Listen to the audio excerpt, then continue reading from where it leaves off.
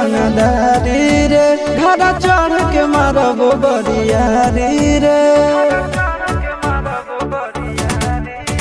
छूट जी तो कैल रंगदारी रे घर चढ़ के मारब बरियारी रे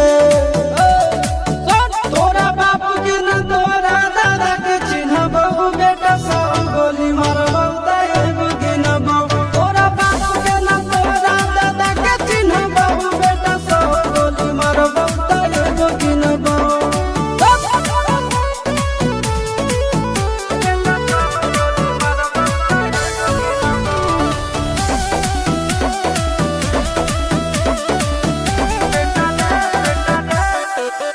बेटा रे काटा से ठोक देबौ चिमनी के भाठा में झोंक देबौ देखबौ कवन बाप बचैतौ तोरा प्रशासन के गाड़ी भी रोक देबौ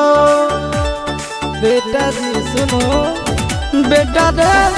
काटा से ठोक देबौ चिमनी के भाठा में झोंक देबौ देखबौ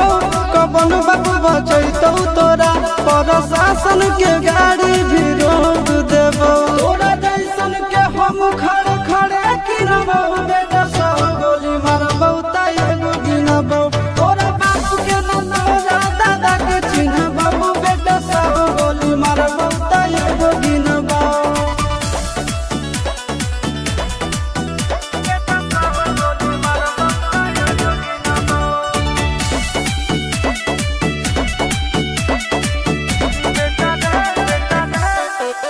बेटा रे दौड़ा के बाजार में मारबौ